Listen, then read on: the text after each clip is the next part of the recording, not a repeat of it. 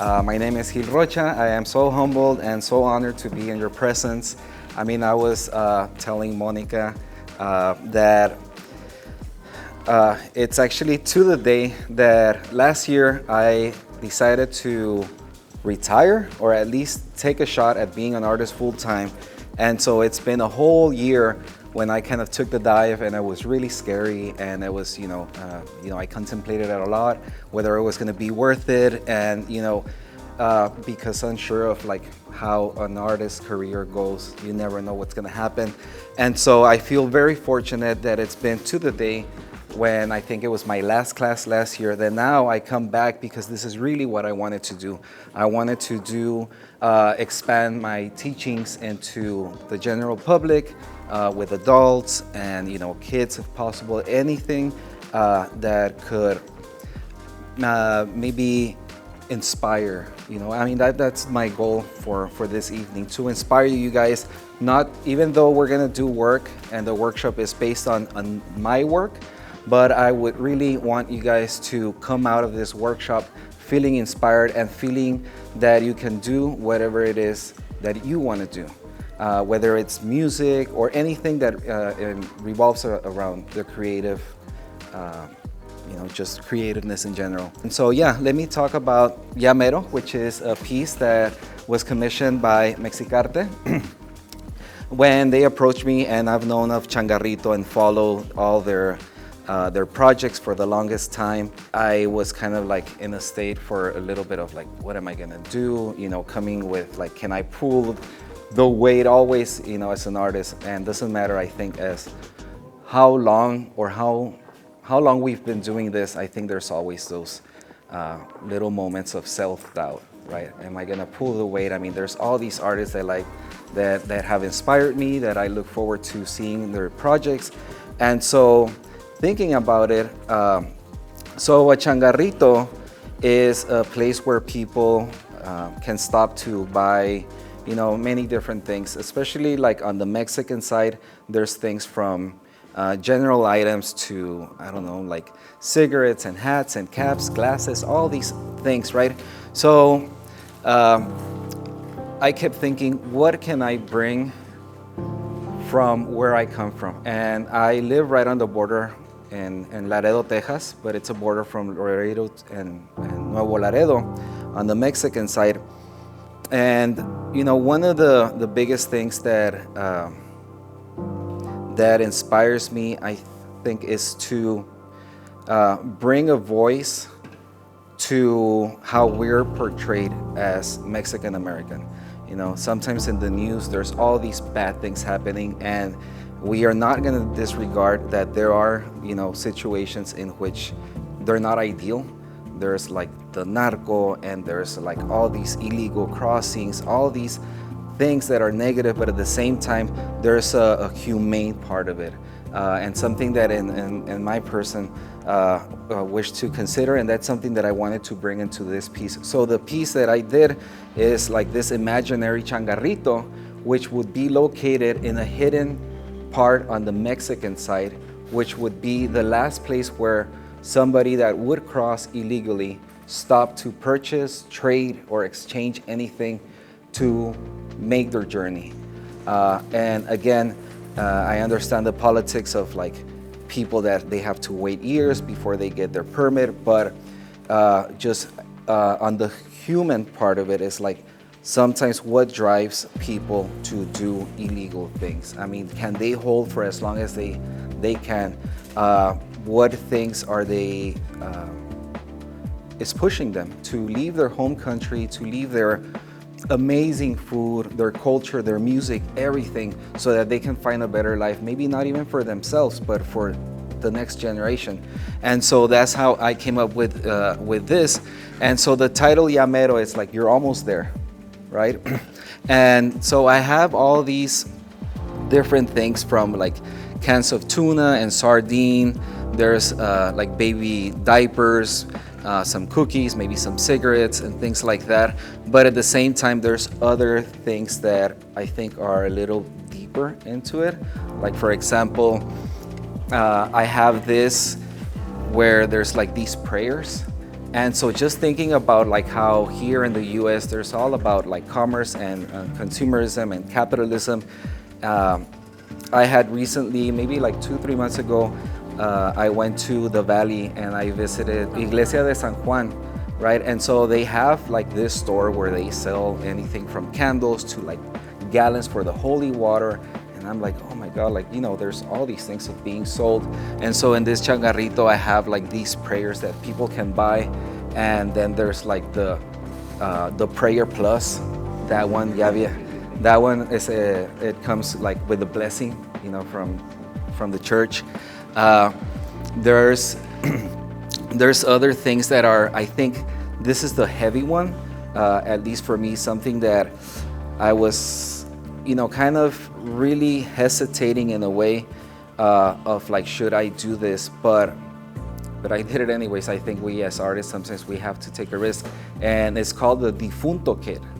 And it's like for people that die. And it's a kit that it's basically a body bag. And it comes with a cross and it comes with a flower. So somebody could purchase this.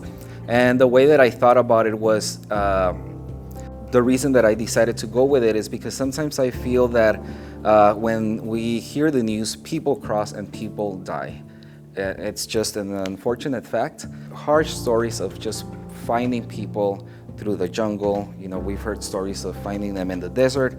And so in my case was like, can there be something that is more humane where at least they can be put in a bag, maybe buried, and put with a cross if they're, you know, spiritual or I don't know, religious. The whole idea is for somebody who's headed to the US, but we get to see the store, but from the US side, you see this way and it's camouflaged. It's kind of like if it would be like this hill, and I'll show you the preparatory drawings that I did. And so that's why there's this sort of like nopal made with found objects like shoes and detergent and other fabric. Sometimes, like with this changarrito, I just brainstorm ideas. I just start collecting information. I start looking at, you know, through the internet, finding these interviews, finding, you know, all this information that I can. I really want to get a grasp of like the stats. There we have rascuache, and rascuache is a term that has been like recently coined by Tomás Ibarra Frausto, a scholar in the arts, an art historian. And rascuache is basically finding what you can to solve something immediately. It's like a survivalist way of doing things. And I think to be rascuache is to be human. But something that I'm really interested in is the way that we sometimes are rascuache in solving emotional problems. Like, let's say that we start arguing with a friend or a partner, and it's like, no, don't talk to me. Like, I don't wanna hear you, or you get upset and you walk away. Well, that's pretty rascuache. You're trying to fix something, but you're not solving the problem. In other cases, let's say you might take up drinking. It's like, oh, I'm just gonna drink me voy a tomar mis penas, pero no, like you're not attacking the problem. I try to find things that are meaningful to me. For example, I use old cassettes, right? Some of the cassettes that I use is from music that my dad would listen to. The beauty of my work is sometimes they break and you can't tell. Like, just put it back together. What I want to bring for you guys is that some of these things that you can give them a second chance. You know, give these objects a second chance. And I brought some of the things that I have in my studio for you guys to use, and these are we're gonna use as the backdrop for the works that we're gonna make. We're gonna do a little raffle, right? I want you guys to pick 3 objects. What we're gonna do, we're gonna put them in the center. What I want you to do is I want you to make an imaginary sculpture. We're gonna base our drawing on the objects that we pick. But what we're also gonna do is that we're gonna do it very quickly. We have 10 minutes. Yeah, it's gonna be fast.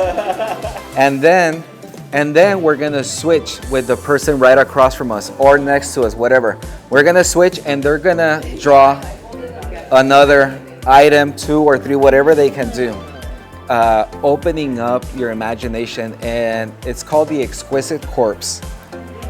And what it is that during the Dada period, what poets and artists did, they would fold a sheet of paper into, like, let's say there's 4 friends. You would fold it in 4 parts. The first person would draw a head, everybody draws their head, and then they flip it over. The other person doesn't get to see, they just see the 2 lines for a neck, and then you pass it on. And then by the 4th person, you get the feet, and when you open it up, it's like this monster, right? But in our case, we're gonna kind of loosely do that collectively.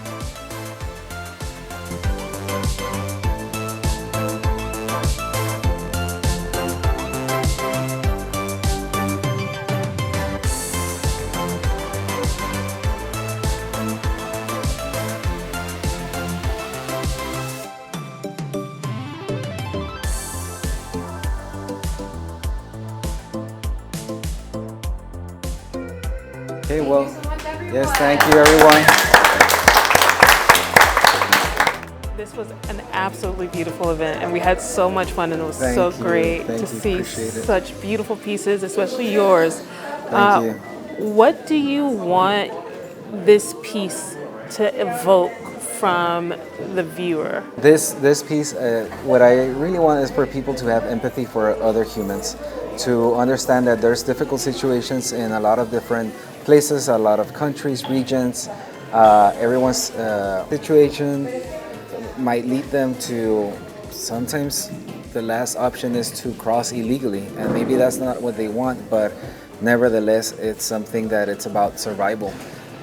So we can't be very quick to judge. Aside from there being laws, which I definitely think they should be followed, it's just also giving enough space to see that human side. I love that. And it's so many pieces to it. Like, I just now noticed the actual inflatable there. Yeah. That's absolutely crazy. In a very cool way. Yeah. So how do you find your found items? In this particular case, I mean, because I'm from the border, I've grown up with like seeing people crossing, sometimes illegally, because it's just a river that's dividing both countries. And I've known of all these things, like for example that inflatable, a tire, of things that people need and they use, they get rid of, and so, but also researching, because I also kept in mind that it wasn't just about crossing a border that was divided by a river, but also that across the U.S. and all over the world, like there's always like this global thing that it can be traced down to like forever, since because we're humans, we're always about like crossing and stepping it's outside of our boundaries. And so there was research about like where I'm coming from this specific region of like U.S. Mexico border in Laredo, Texas, but I know that across the U.S. there's also like deserts. But then like looking at the global spectrum, there's all these different terrains. And so I'm kind of like talking in the micro level, but I know that this is something that expands globally and throughout history. What do you find that your inspirations are, like conscious or unconscious? I think it's both, and it's sometimes difficult to pinpoint, because I can see work that I've done, maybe 20 years ago, and I can see it with fresh eyes, and the work will speak something new to me because of my experience, my journey. And so, yeah, I think that's something really beautiful when even you as the artist can see your own work and it tells you something different. And so that's always something great looking for, especially when I'm making work, because sometimes I do plan things and I have a kind of like a general idea of what the piece is going to be. Like for example, this one, there was a lot of like research that went into it. There was a lot of sketching and things like that. But there's also some other pieces that I just do fairly automatic, and you can say like just with like out of my gut feeling, very intuitive, very organic in my approach to it. But I know that these things that might seem to come very natural at the time, they have a backstory. And it's not until sometimes a year could pass, a couple of years, and then you look back and it's like, oh, now I know why I did that. Yeah. And so, I mean, I think that's the beauty of like not really knowing the whole thing.